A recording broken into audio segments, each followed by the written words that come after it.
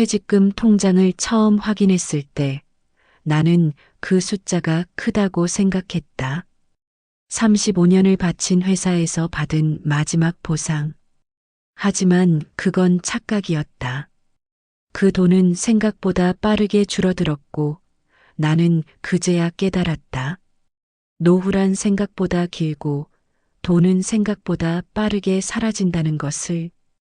이야기 시작 전 구독과 좋아요 버튼을 눌러주세요.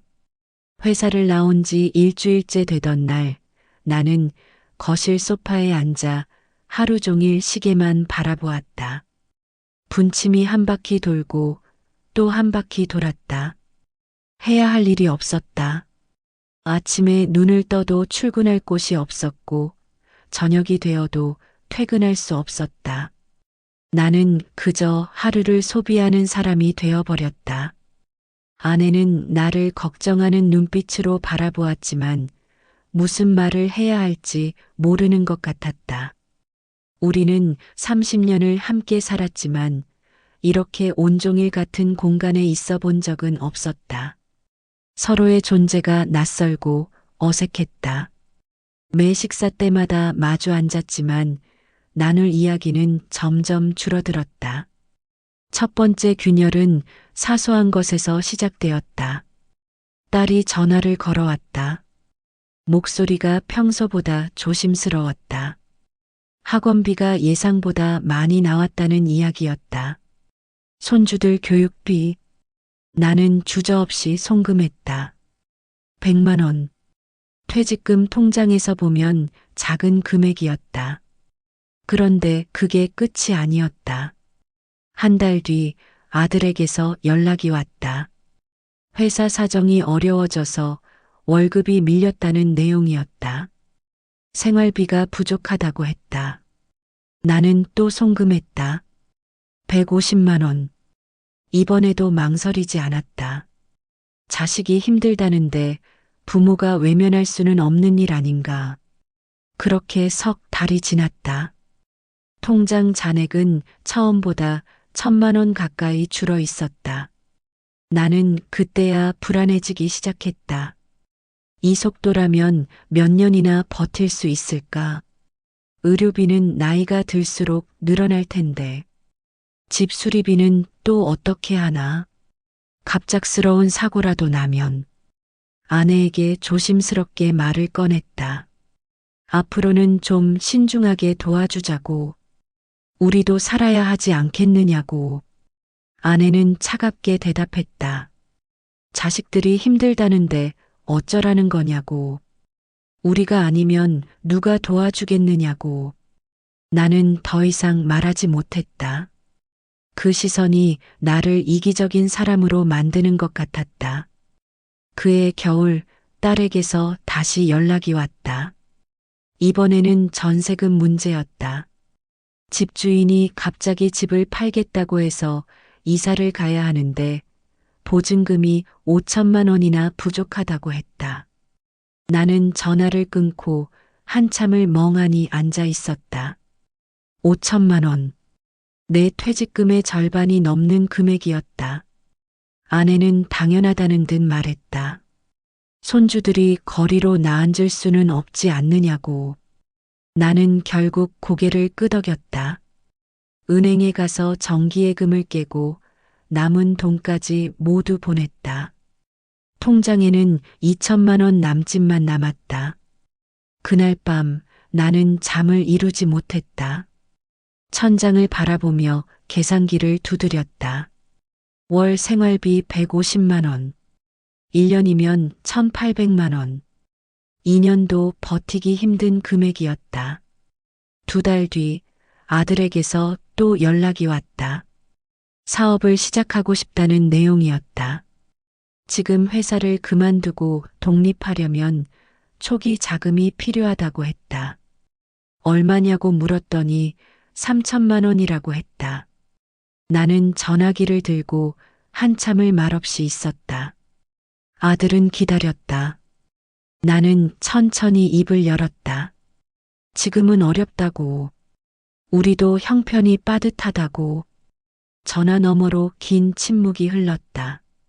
아들의 목소리가 차갑게 변했다. 알겠다고. 그렇게 말하고 전화를 끊었다. 그 뒤로 아들은 연락이 뜸해졌다. 명절에도 오지 않았고 생일 전화도 없었다. 나는 그제야 알았다.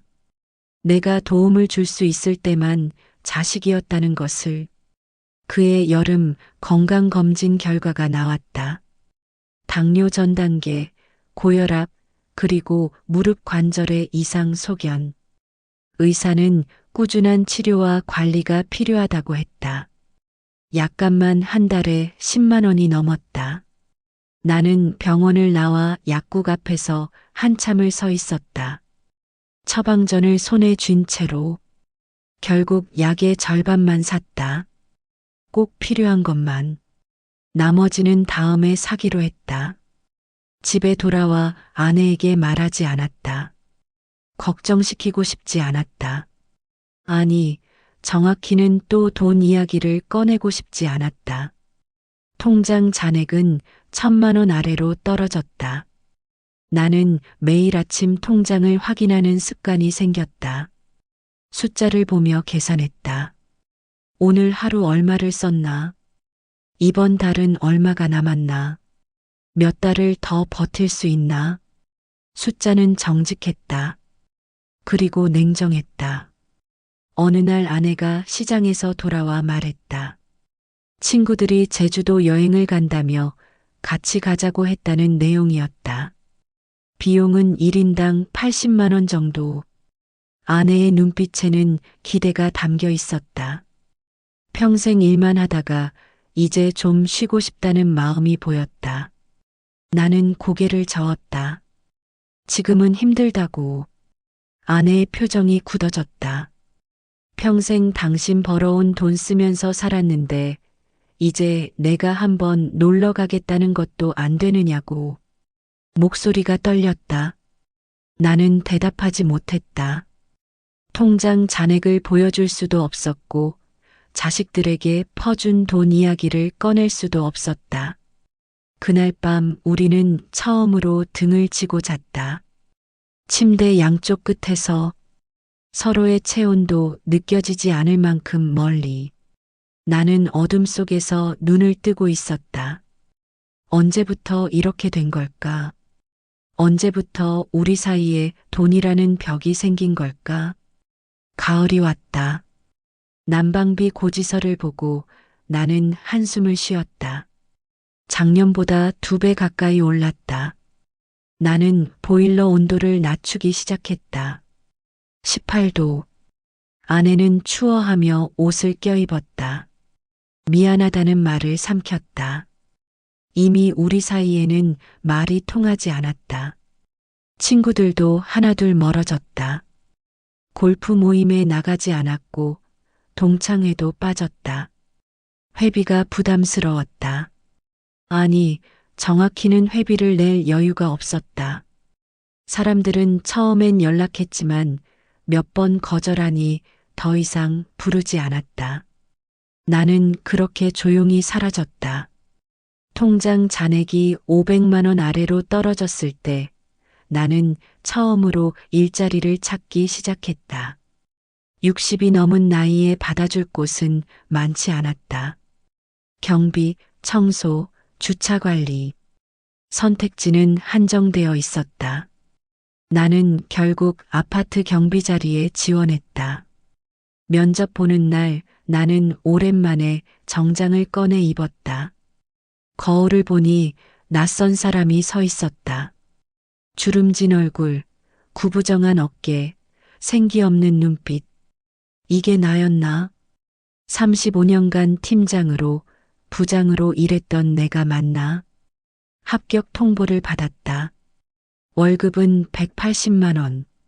새벽 6시부터 오후 6시까지 근무. 나는 그날 밤 아내에게 말했다. 일을 시작하기로 했다고. 아내는 놀란 표정으로 물었다. 무슨 일이냐고. 나는 대답하지 않았다. 다음 날 아침 유니폼을 입고 나가는 내 모습을 보고서야 아내는 알았을 것이다. 첫 출근 날 나는 아파트 입구에 서 있었다. 정문을 드나드는 사람들. 그 중에는 예전 회사 후배도 있었다. 그는 나를 보고 잠깐 멈칫했다. 눈이 마주쳤지만 그는 고개를 돌렸다. 못 본 척했다. 나도 모른 척했다. 그게 서로에게 더 나은 선택이었다. 경비실은 좁았고 겨울에는 춥고 여름에는 더웠다. 하루 종일 서 있어야 했고 민원인들의 불평을 들어야 했다. 택배를 날라야 했고 쓰레기를 치워야 했다. 육체는 고됐지만 마음은 조금 편해졌다. 적어도 통장에서 돈이 빠져나가지는 않았다. 월급날 나는 통장에 찍힌 180만 원을 보며 묘한 감정을 느꼈다. 예전 월급의 14도 안 되는 금액이었지만 이번에는 달랐다. 이건 내가 직접 번 돈이었다. 누구에게 빌린 것도 퇴직금을 깨먹는 것도 아니었다. 나는 그 돈의 절반을 생활비로 쓰고 나머지는 따로 저축했다. 다시는 바닥을 보지 않기 위해서. 아내도 변했다. 어느 날부터 시장에 나가기 시작했다. 반찬 가게에서 일했다. 손이 거칠어지고 허리가 휘었다. 하지만 아내의 얼굴에는 예전에 없던 표정이 생겼다. 자립이라는 것, 스스로 버는 돈으로 사는 삶의 단단함. 우리는 저녁마다 각자의 하루를 나눴다. 오늘은 몇만 원을 벌었고 얼마를 모았다는 이야기. 그 대화 속에는 예전과 다른 연대감이 있었다. 우리는 더 이상 누군가에게 기대지 않았다. 서로에게만 의지했다. 1년이 지났다. 통장에는 1,000만 원이 다시 모였다. 이번에는 달랐다. 이 돈은 누가 빼앗아갈 수 없었다. 누구에게 빌려줄 생각도 없었다. 이건 우리가 하루하루 버텨내며 모은 존엄의 증거였다. 딸에게서 연락이 왔다. 오랜만이었다.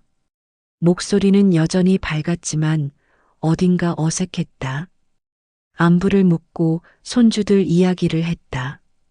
그러다 말끝을 흐렸다. 또 돈이 필요하다는 암시였다. 나는 짧게 대답했다. 우리도 지금 형편이 어렵다고. 더 이상 도와줄 수 없다고. 전화 너머로 침묵이 흘렀다. 딸은 알겠다고 말하고 전화를 끊었다. 그 뒤로 또 연락이 뜸해졌다. 나는 더 이상 슬프지 않았다. 예상했던 일이었고 준비된 이별이었다. 아들은 여전히 연락이 없었다. 명절에도 생일에도. 손주들 얼굴을 본 지도 2년이 넘었다. 가끔 밤에 그들 생각을 했다. 잘 지내고 있을까? 건강한가? 하지만 더 이상 먼저 전화하지 않았다.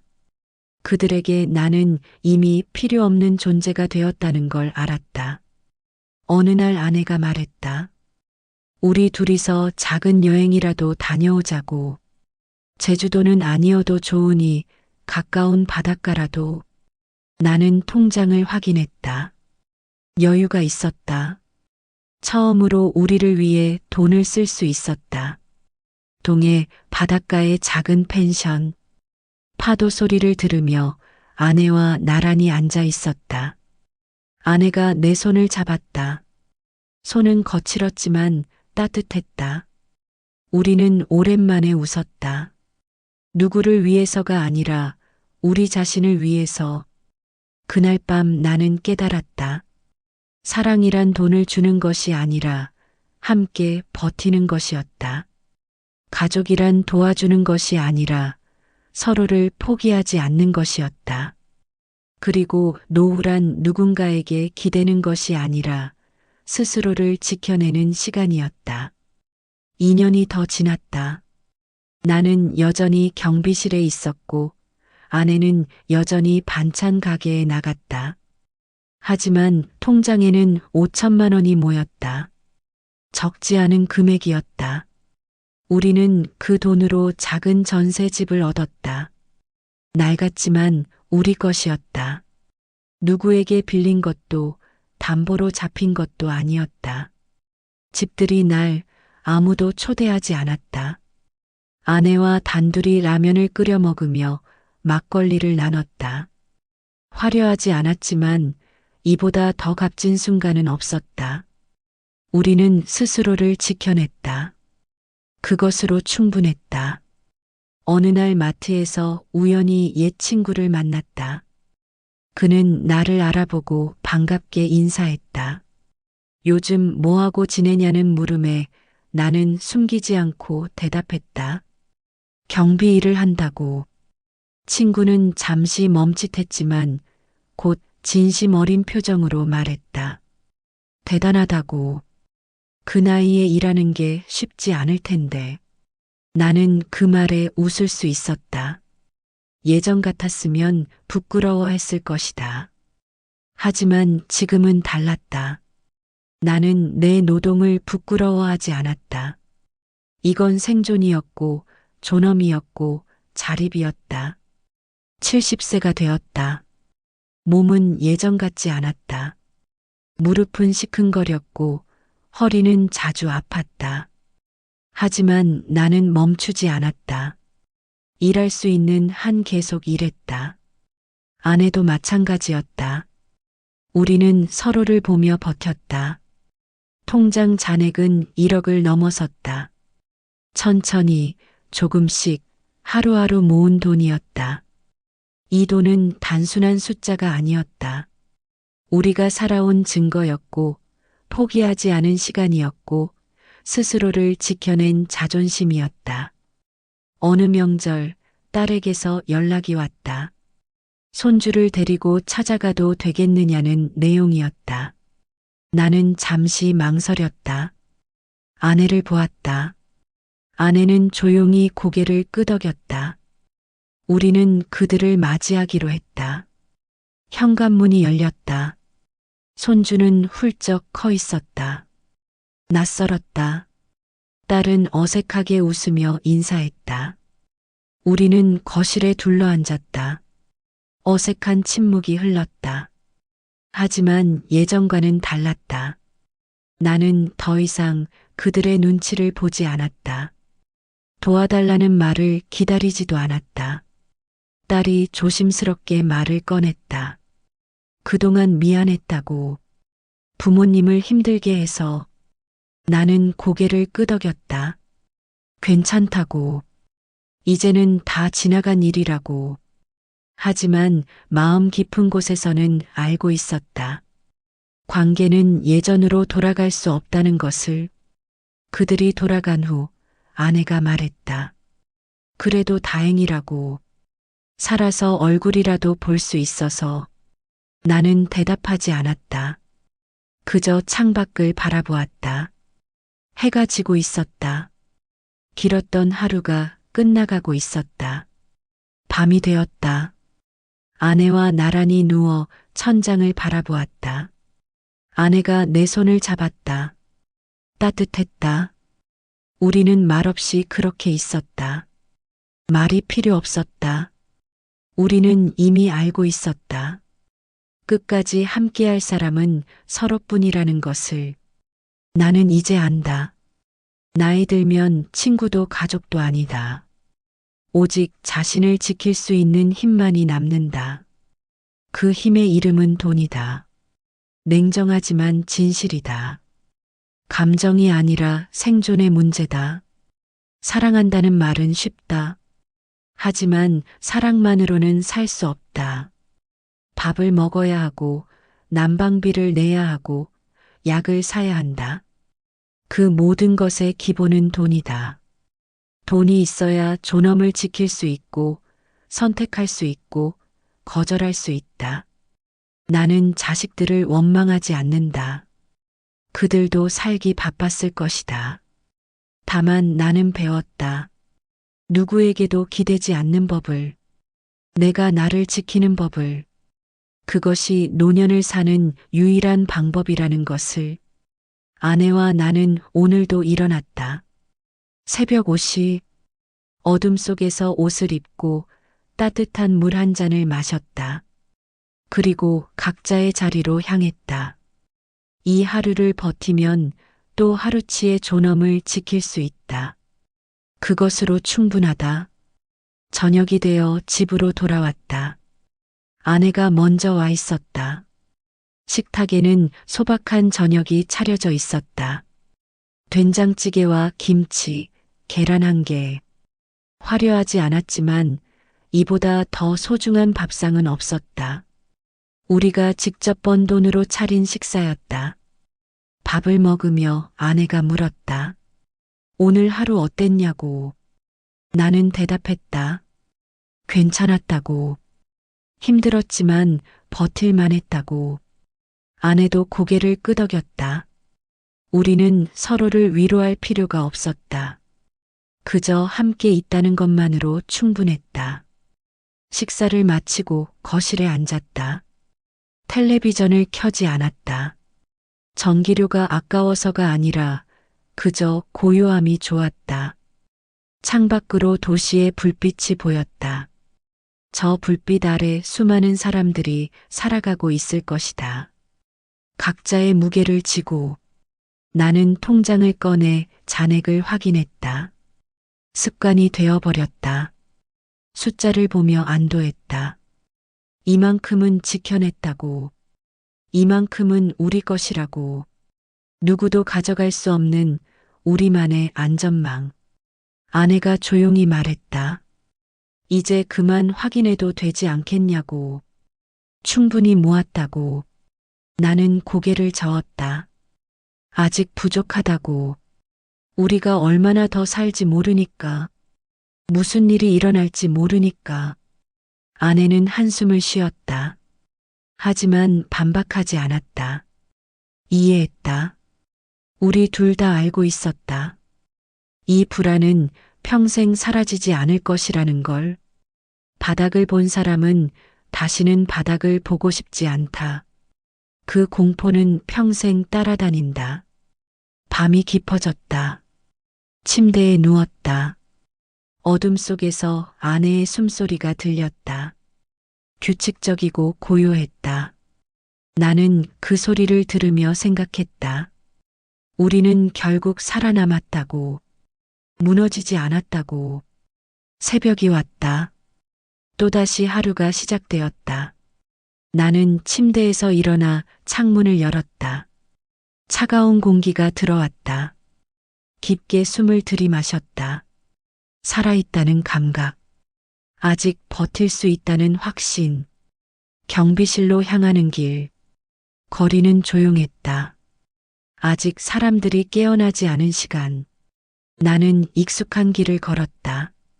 이 길을 몇 년째 걷고 있는지 세어보지 않았다. 중요하지 않았다. 오늘을 버티는 것만이 중요했다.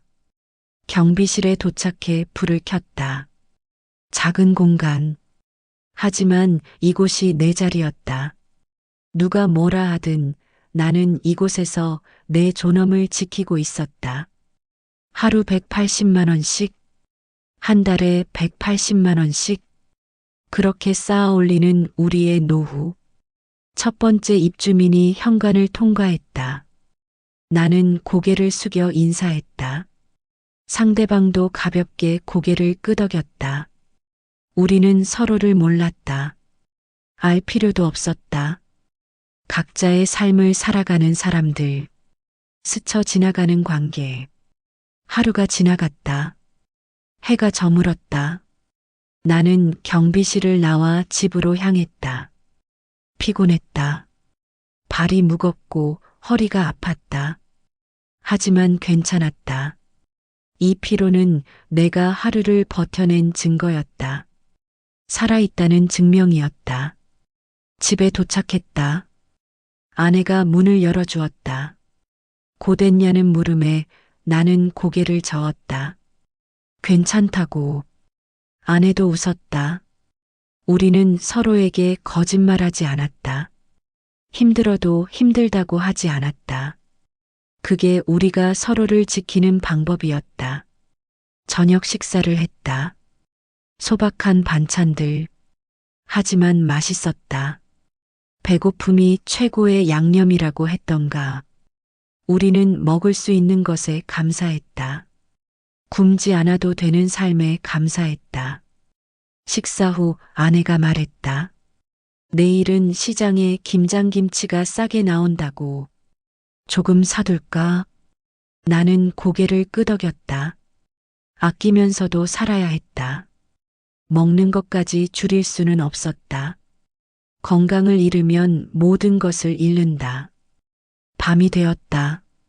우리는 각자의 자리에 앉아 조용히 시간을 보냈다. 아내는 뜨개질을 하고 나는 신문을 읽었다. 말이 없어도 괜찮았다. 오히려 침묵이 편안했다. 30년을 함께 산 부부의 특권이었다. 우리는 불을 끄고 침대로 향했다.